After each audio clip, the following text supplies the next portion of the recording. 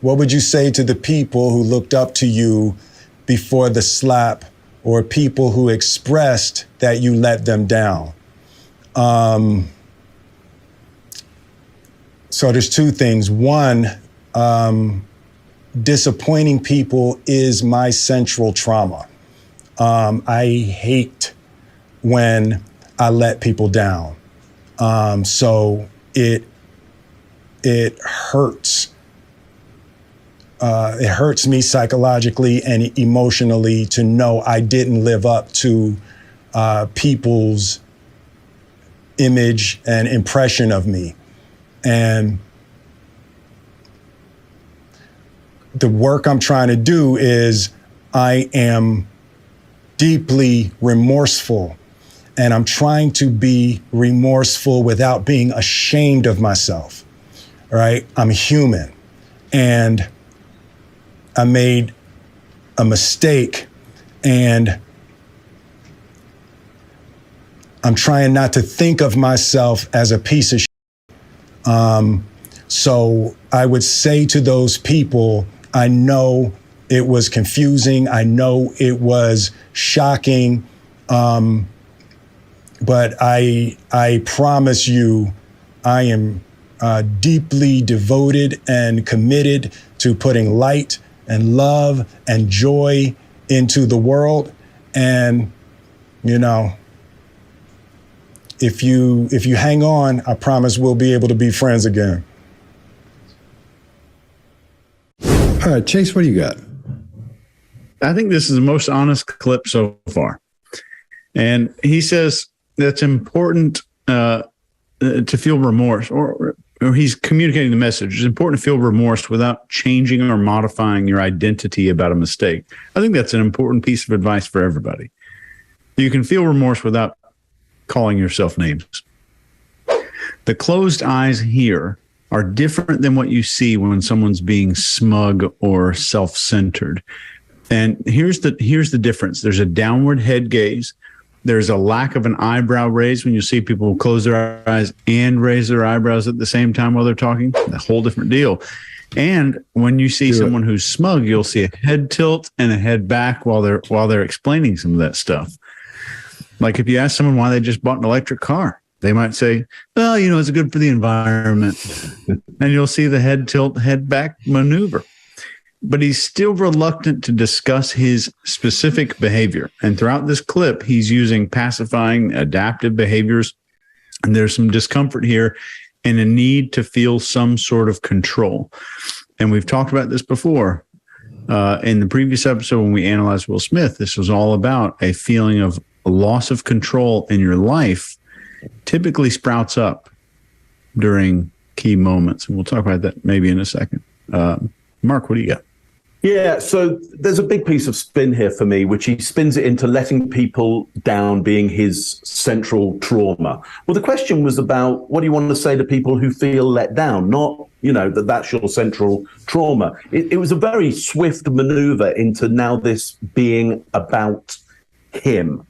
So I think that's purposeful, so that it distracts from others' pain around this, and we can get into his trauma, his pain, and feel for him, because he wants to move us along in this drama. Because ultimately, he wants to move us along.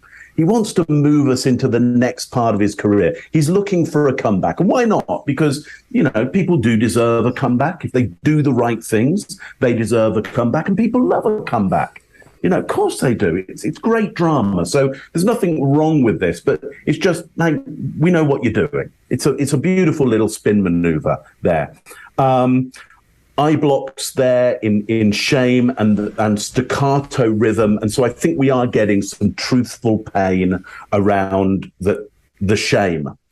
Now, the interesting thing here is this idea of kind of contempt being pushed upon himself and him being ashamed of himself. And he's saying, that's what I want to avoid. I want to avoid that shame about myself.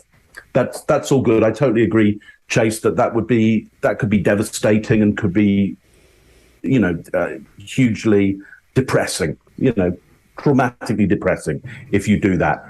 However, you do still have to show shame. In order to make a comeback, you still have to do an overt, very clear display of shame for the group, because if you don't, the group can't trust you. And so different cultures, different societies have different rituals that happen and customs that happen and ways that you do it. Families have ways that you do it. Groups have ways that they do it. So, in my mind, he really needs to get past this idea of it being his central trauma. Could be true or false, and I'm sure it's very, very true. So, okay, good. But he has to get past that and be able to show the industry, the people involved, the people he wronged, that sense of shame, or he won't, I think, get the comeback that he's looking for, because it cannot be trusted. That's all I got on that one. Greg, what do you think? Yeah, this is two different stories entirely to me. The first is probably true, where he's going through and he's telling you about his feelings and how he feels in this case. And often we use our eyes as barriers. We're closing our eyes to give us space as we're talking about something painful. We see it all the time in real life in people. So they'll tell you, and it was one of the worst experiences of my life, that you expect. So he's giving you something that's internal. Then it changes. After he does that, he does all that adapting. And he goes into, and I'm going to jump ahead because we covered most of these things, but he goes into something in the interrogation room, red flags me immediately. And he starts to talk about how he's feeling, and his eyes drop down into his left, and he is talking slowly and navigating. If I'm sitting here and I'm going to tell you all about how much I care about you, Scott, you mean so much to me. And does that look right to anybody here? When you're talking about feelings, when you're trying to get information out about feelings, when you're talking about something from your core, if you're going to look down, you're going to look down to your right. Usually you'll make eye contact with somebody you're trying to give that information. So it's a BS indicator for me. And I feel like this is a packaged message. This last part is about a packaged message. Look, I'm a human being. Actually, honestly, a better apology you couldn't ask for. I'm a human being. I really screwed up. I did something stupid. That's what he should have said in the very beginning. What he's getting to is finally saying those words at the end of this entire thing, but he's doing it in a way that hedges. And, Will Smith, if you're watching this, if you ever have to apologize again, just get to it quickly, because then all the rest is window dressing. People love you. They watch your movies. You could have come in and said, I made a mistake. I'm human. Boom. I wish I hadn't waited 3 months. That's what this whole message says. Scott, what do you got? Once again, he's trying to make it look like he's reading this for the first time or hearing this question for the first time. So that makes me a little bit uneasy. And then what he's saying, this is just all therapy talk. This is exactly, I'm sure, whatever the therapist said to him. He's just spitting that back out because that's what he absorbed when they said, look, man, this is normal. You're human. You're this, you're that. And that's the way humans do. And I'm sure he's just repeating that back out almost as trying to reassure himself of that's what's going on at this point. I think he closes his eyes and he slows down because that's the part he wants to make sure he gets across. That's the most important part to him, about how he has to correct his behavior, and he's got to sell it at that point. So I'm pretty sure that's what that is. And I think this, I hate to say this part, but I'm sure he feels bad at some part of it, but I don't think he feels as bad as he's coming on that he feels as bad about at this point. That's me. All right. We good? Yeah. All right. What would you say to the people who looked up to you before the slap, or people who expressed that you let them down? So there's two things. One, disappointing people is my central trauma. I hate when I let people down. So it hurts. It hurts me psychologically and emotionally to know I didn't live up to people's image and impression of me. And the work I'm trying to do is I am deeply remorseful. And I'm trying to be remorseful without being ashamed of myself, right? I'm human, and I made a mistake, and I'm trying not to think of myself as a piece of shit.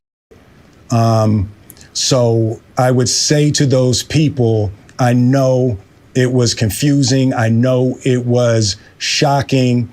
But I promise you, I am deeply devoted and committed to putting light and love and joy into the world.